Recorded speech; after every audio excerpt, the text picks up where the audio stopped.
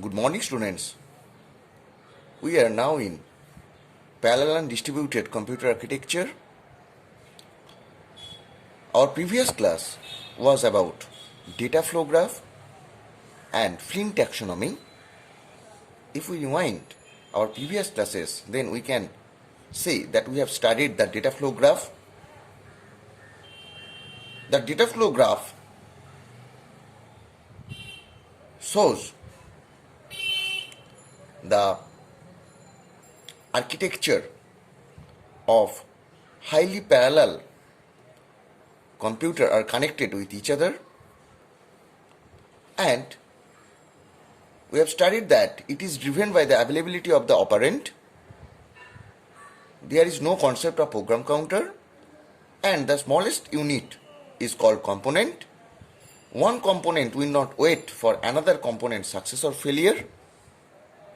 We have seen the architecture of data flow, and we are given some instruction, and we have drawn the data flow graph for that instruction. Next, we have studied Flynn taxonomy. Flynn taxonomy is the categorization of computer system based on the number of instruction string they have and how many data stream they are processing. According to Flynn, there are 4 types of processing: SISD, SIMD, MISD and MIMD. SISD means single instruction, single data. That means execute a single instruction on individual data using a single processor. SIMD was single instruction, multiple data. That means there will be single instruction that will operate on multiple data. Next, we have studied MISD, where multiple instruction were executed on single data. Next, we have shown the MIMD, where multiple instruction operate on multiple data. So, SISD, SIMD, MISD and MIMD we have studied, and we have seen the example for each type or each categorization. Now, today's topic is different parameter used in measuring CPU performance.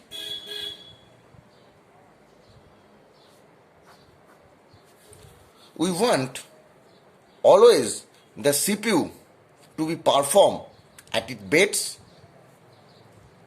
So, to perform the CPU at its best, or there will be some given parameter that will help us to measure the CPU performance. One is CPU utilization. CPU utilization means busy time of CPU in percentage.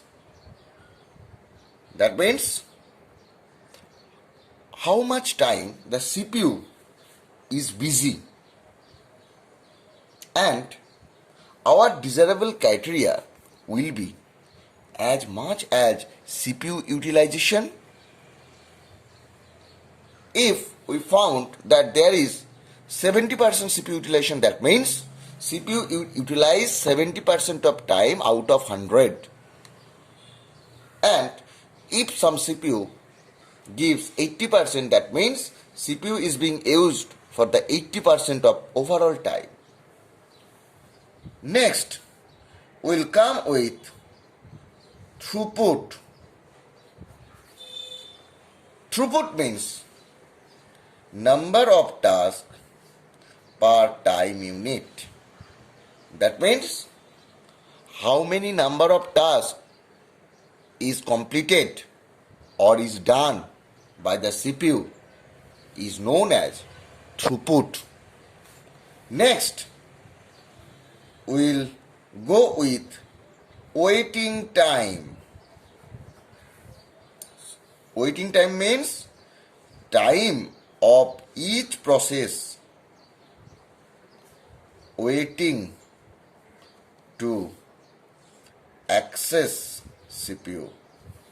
That means how much time each process should wait to get access of the CPU. If we want a highest CPU performance, then the waiting time will be minimal. Next, the topic is response time.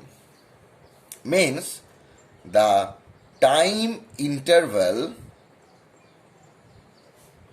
from submission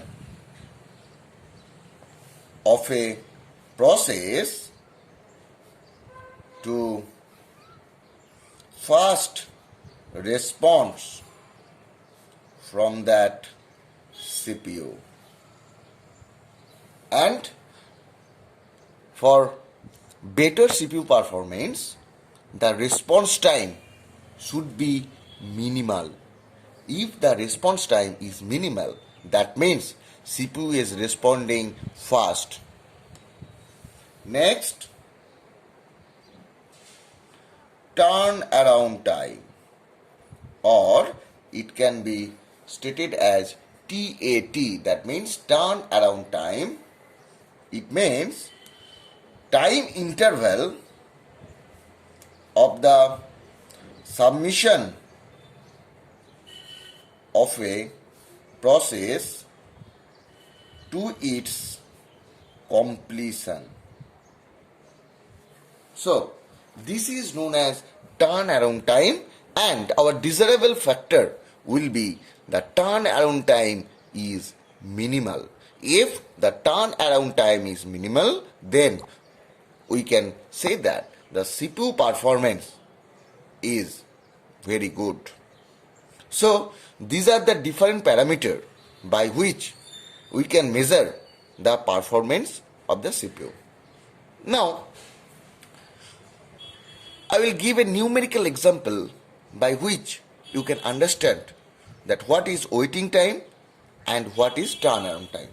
Suppose in a process there are three number of process P1, process P2 and process P3 associated with its arrival time. That means suppose their arrival or at a time, and with this given there is burst time. That means how much time the CPU will need to execute the process. Burst time is same as execution time. So, suppose the burst time here is given 24, 3 and 3. Now, we will calculate the average waiting time and turnaround time using FCFS. So, what is FCFS?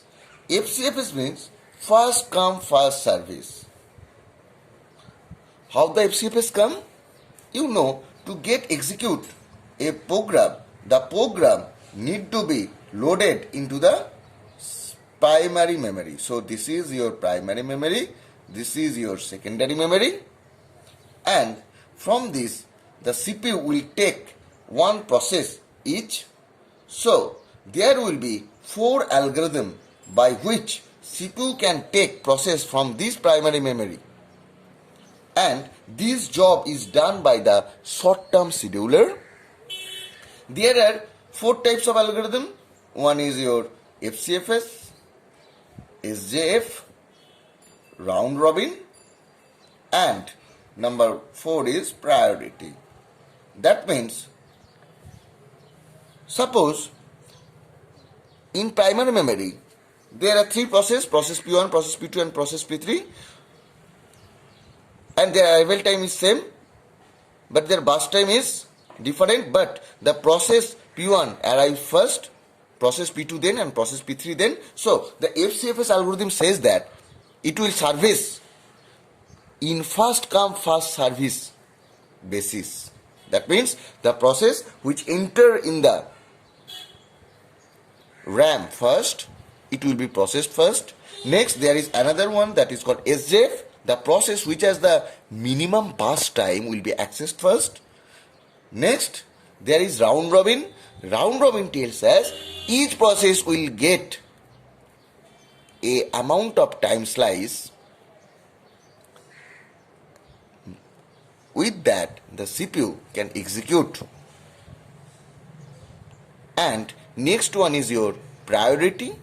Priority says that the process with the highest priority will be given the CPU access first. So these are the 4 algorithms that are used to select a process from primary memory to CPU. Now, to do this sum, first we will have to draw a nut chart. So process P1 comes first, process P1 comes at 0 and it needs 24 times, so its finish time will be 24. So this is your start time and this is your finish time. After that, process P2 will be processed. Process P2 start time will be 24 and its burst time is 3, so its finish time will be 27. Next one is your process P3. Its start time is 27 and you can see that its burst time is 3, so it will get executed in 30. Now, we will have to calculate the waiting time for process P1. Process P1 start time is 0 and arrival time is 0, so we will get 0. So, to calculate the waiting time, we have to subtract the start time minus its arrival time. Next, waiting time for process P2 will be, its start time is 24 minus its arrival time is 24, 0, so we will get 24. And in the similar process, we get the waiting time of process P3 will be 27 minus 0, that means 27. So, from this, we can calculate the average will be 0 plus 24 plus 27 by 3. So, we will get 70 nanosecond. If any algorithm among SJF, round robin and priority will give the least average waiting time, so that algorithm will be the best.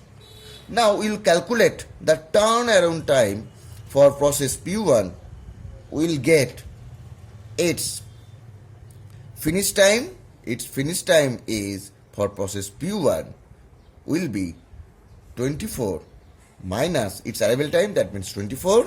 We know that turnaround time means completion of a process to its submission.